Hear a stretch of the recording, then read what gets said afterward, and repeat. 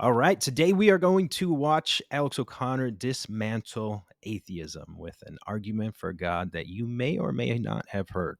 Ooh, You that's know, like like all if you're sort of like I'm sort of violently agnostic about God's existence, and I'm sort of I recently stumbled on this. I'm like, I no, I don't have an opinion, but I will die on this fence. It's sort of a when little you say agnostic, what do you mean?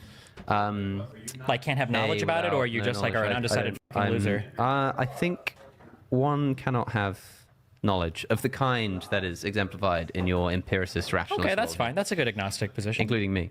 Okay. You don't believe in God, do you? No. Whoa! What an absolutely ridiculous question. Whoa! What do you mean by God when you say I don't believe in God? Like, what's the referent of the word God there? Wow, what a deep theory of language question. like- Any type of like metaphysical, but the problem is that What do you mean you? yeah, I don't know. What do you mean? The real issue, the real mean you run into is like a physicalist, materialist, atheist kind of person is that technically you are so you've kind of like circularly bought into the idea of no God that I think that like anything metaphysical existing is almost tautologically impossible, because when you ask an atheist, you ask me, well, how do you prove the existence of a metaphysical thing? I say, well, is there some way I can measure it? But the second you can measure or capture anything, it becomes Yeah, God is not. yeah. But if he exists Okay. outside of any qualia, any sort of like sensory perception, any sort of like testing, then how do you even? Because God is being itself. So God Oh is. God. Alex's analogy here is suggesting that God is not a being, merely a being within the world, so much as a being beyond being, or being itself, right? In whom the world exists. Gesturing towards something like the realist metaphysics, where God is the source of all being, and the classical metaphysical view that God is the source and ground of all things. So when what's that park in, like, is it in California? South Park. Yellowstone. Oh. Yellowstone. Yellowstone for years was exhibiting signs of volcanic activity, and scientists spent decades trying to find the volcano. They were looking around Yellowstone Park. They're like, we see volcanic activity. Yep. Where's the volcano? They're searching through Yellowstone, trying to find the volcano for years. They can't find it. They're like, what the f-? We can't find the volcano. We see all the volcanic activity. They're searching for the volcano. Okay. Go fucking. Wait, he's finishing last thought. They finally realize they're looking for the volcano everywhere, and then at some point they suddenly realize, it dawns on them, the park, The is Aristocats. the volcano. The whole thing is the volcano. That is analogous to us looking around the world. Where's God? Is he under this fucking thing? Is he in the microscope? Oh, like, is he going to be at the Yeah, end of the I show? understand. That's No. real deep. Yeah, it's That, like the my yeah. friend, I've heard that, my friend. You are looking. no, that's you cringe. are looking for the volcano. Yes, in if you Yellowstone. want to redefine God as being the entire universe, then I guess I believe in God. Congratulations. you want to redefine God to be something. definitionally winning So, that and you. saying, With that, yeah, cringe, with that, so with that cringe. Yeah, with Thomistic that, point. off to the bongerland. Bong, outta get here. the bong out of here. You're gonna miss your flight. So, in one sense, this is, of course, not the best argument, right? It's pretty weak, in fact. But it's not meant to be a knockdown argument. It's more of an opener, more of an analogy. And Alex is pressed for time, so he's not able to really develop it the way that he could. But what if you could unpack it, give it a proper metaphysical grounding, which I'll do at the end of this? Can it evolve this argument into an S-tier argument for God? We'll find out today on the Unconventional Compass.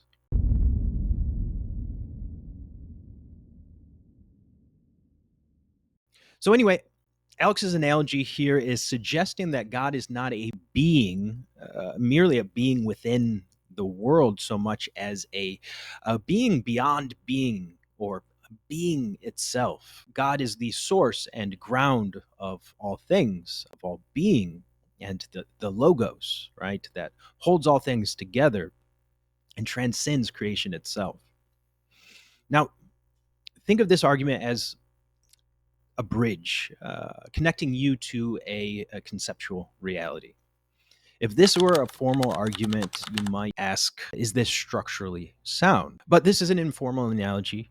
The question isn't just whether the bridge is structurally sound, but whether it leads you somewhere real, right? And whether you're willing to cross it. So let's dig into that structure. People detect signs of something deeper in reality, right? Like the scientists detecting the seismic activity in Yellowstone. Maybe they realize that order never seems to arise from chaos or entropy in our reality. We never see that. It's kind of weird. Or that intelligence never emerges from or arises from non intelligence. Or they see the fine tuned physical constants in our reality. Alex and many other atheists have said this is one of the best arguments for God, by the way, right? The fine tuning argument. Or maybe they notice that there are objective moral truths, right? They discover the hard problem of consciousness and self-awareness, which poses a very sticky problem for materialists. It kind of does away with it completely, at least in my opinion. They see the mathematical order in nature. They see the unity of natural laws. They note the desire for transcendence, for the infinite, for an afterlife. And they also notice that, well, all of these natural, deeply innate desires, there's always a way to satisfy those sorts of desires. Can this desire be satisfied as well? Existential longing for meaning, they notice the irreducibility of personhood, so on and so forth. Number two, they search for a version of that deeper thing that doesn't exist, right? Some localized or objectified being that can be observed, measured, poked and prodded with science, with an empirical data is what they're looking for here. They want to prove that God exists empirically, and that's not going to happen. Of course, right? This is like searching for a visible volcano in Yellowstone or an anthropomorphic God. Naturally, they fail to find it in any one place. That's number three. And number four, they eventually realize that what they're looking for isn't in the world precisely. It is the structure, source, and being of reality itself.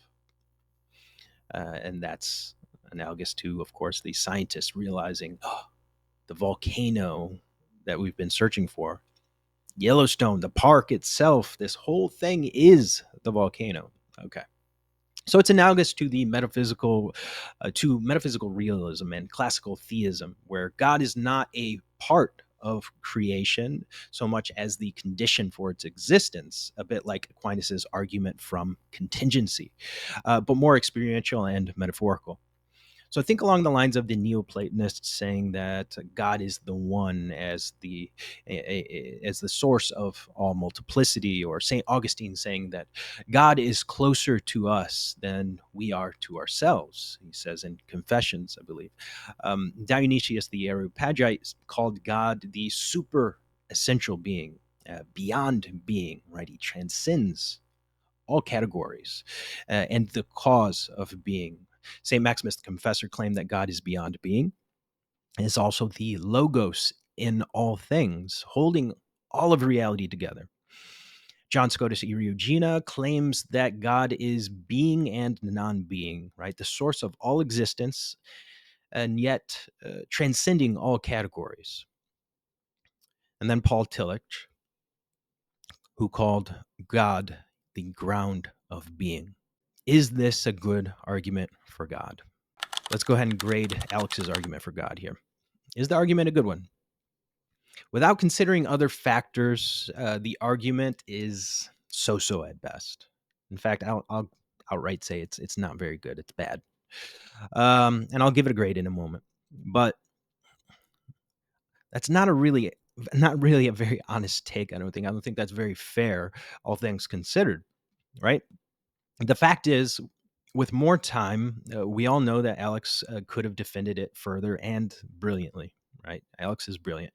And if he was really in it to win it, so to speak, playing the devil's advocate or the angel's advocate, I suppose, in this case, he likely would have built the argument up into its full potential, right? Maybe adding some philosophical grounding or metaphysical grounding, right? To better bridge the leap from there is order, or there is meaning, to there is God, or a personal God, especially. So if we have to give this a grade as it is, then I'd say maybe C at best, right? C minus, maybe even D. But if we consider this a cut off argument, which really is, I think that is what it was, the beginning of the argument than the whole thing, then you can start grading it differently. You can see it a little bit differently. It might be more of an A tier, maybe even an S tier. Let's see where we can get with this, right? Let's consider where Alex could have and probably would have gone with this if he had more time to develop the argument and defend it properly. Okay. So first, the strengths of this argument, right? It's emotionally and intuitively powerful for many people. It makes a very difficult metaphysical idea accessible through a natural analogy. And it encourages a healthy shift from thinking of God as an object to seeing God as the source and presence behind all objects. But these are the limitations. It's not a formal deductive argument, right? It's not meant to be. All right. So skeptics might dismiss it as poetic or vague or even mystical, and they may have a right to do so if this is all that you give them. And it may need more philosophical grounding. I would say that it needs more metaphysical grounding for sure to satisfy someone looking for more rigor. Bridging the move from there is order, there is meaning to there is a personal God. So let's see what we can do to evolve this argument for God from Alex O'Connor. How could he strengthen it? So, of course, there are many ways. If you're interested in a very in-depth version of this, please let me know in the comments below, and we'll do precisely that if there's enough people interested. But here's one very simplified and way that he might have expanded on this argument, bridging the gap a bit better, making that structure a little bit more sound. 1, order needs explanation. This suggests a source beyond nature, right? This is rooted in the principle of sufficient reason. Leibniz, Thomas Aquinas, those are your go-tos for this. 2, source must be necessary. In other words, it's not contingent like the rest of the universe, right? And this is from the contingency argument, of course, originally from Ibn Sina, in the West known as Avicenna. And this is later developed by Thomas Aquinas and others. 3, order is rational. This implies intelligence, not randomness, right? Order does not arise out of randomness. It's not how our reality works. And this is the argument from intelligibility. 4, intelligence implies mind. Rationality comes from a thinker. All right, this is the argument from reason, and you could go to C.S. Lewis for that particular argument. And last but not least, mind plus will equals person. A personal God, not an impersonal force. Right, so this connects the dots to personal theism. Right, if the source is rational and free, it has agency. It's not just a force. It's personal. I think it was in Miracles and the Abolition of Man. Correct me if I'm wrong there. That I believe those are the books where C.S. Lewis argues that rational thought cannot arise from blind material processes. It requires a rational, intentional source, right? A personal God. Okay, so here's my challenge to you. If you hear this argument, which is a collection of arguments, of course, for God, and don't understand the argument or any one of these arguments, please rewind and grab the sources that I gave for these arguments, right? And dig into them, right? Keeping in mind that philosophy and metaphysics, it's not easy for most of us, right? You really have to work at this. And Christianity in general, by the way, both its philosophy and metaphysics, and its practices embodying those metaphysics properly. That is, participating in the logos, which is imitating the logos, imitating perfect love, truth, becoming united with it. This is very, very difficult, incredibly difficult at times. Here's a quick clip from Alex O'Connor describing precisely that. I sort of very rhetorically said, nothing. I've experienced nothing after all of that. And I was like, well, I'm thinking after, like, is it nothing? Nothing that speaks, like, nothing that's convinced me. That's true. But, like, the way I word it, like, nothing that speaks to the existence of God in the universe. I was like, man, is that true? I nearly didn't upload it because I was sort of like, still believe what I'm saying there. Like, nothing that's convinced me of God's existence. Nothing to the degree that I want or expect. But has there been, like, nothing at all? Well, like, oh, well, I think that this argument for God is more compelling than I did 5 years ago. Yeah, that's not nothing. I mean, it's something. So maybe it was a little bit too. I wasn't really sure, but it gets the point across that, like, I've tried, but then it's like, how much have you really tried? It's difficult to know. G.K. Chesterton said, Christianity has not been tried and found wanting. It's been found difficult and not tried. Because to really be a Christian is like I was saying on the podcast, it's a difficult thing to do. It's a difficult life philosophy to adopt. It demands a lot of you. It demands a lot of personal sacrifice. It demands a lot of moral transformation. It demands that you, I mean, if you're a proud person, you have to get rid of that. I heard of Jacob Collier. Saying the name, why? He's a musician. Like, he's sort of unironically compared to Mozart. He's a musical genius, just knows everything about music. And I saw a comment once, it was like, man, I wonder what music sounds like to Jacob Collier. Because he's just so fucking smart. He knows everything about music. I remember thinking, like, well, there's an analogy with that to, like, I wonder what, praying felt like to Augustine. Well, maybe, like, it was, like, had, like, an added depth or whatever, but people will recognize that although Jacob Collier's got to have this very unique interaction with music, because he's studied it so deeply and understands it in a way that most people just don't even understand what's going on at all. The music's no less accessible to them. And in fact, they might enjoy it more. They might enjoy the music more than Jacob Collier enjoys it, because it might just totally ruin it for them. He's got some depth of insight that actually makes it so more it's like, difficult. what did music sound like to Jacob Collier? What did God feel like to Augustine? I don't know, but probably about the same as... But the accessibility is probably like, music was just as accessible to Augustine as God is to Jacob Collier. Yeah, I had a friend who was like with a Christian mate. He said, I just need a sign. And they turned around the corner when they were talking. There was one of those, like, booths of people handing out Bibles. Like, that doesn't fucking count. So anyways, I see this on both sides of the atheist-theist, Christian-atheist debate, and it's a little bit disconcerting. It's a little bit concerning how a person, and this happens again on both sides, a person can be a diehard atheist or a diehard theist without understanding or even trying to understand the arguments from the other side. It seems very strange to me. Whether you're an atheist or a theist, a materialist or an idealist, a nominalist or a metaphysical realist, yes, understand your side of the argument, but understand the arguments from the other side as well, because it'll make you a more well-rounded, you'll be able to argue your side more effectively. And I'm a firm believer that the truth will emerge for you when you do that with an open mind, right? Genuinely pursuing the truth. So yeah, I'm speaking primarily to atheists from the perspective of a Christian metaphysical realist, but understand both sides of the argument, right? That's all I'm saying. It's the truth will emerge, and I think we all believe that.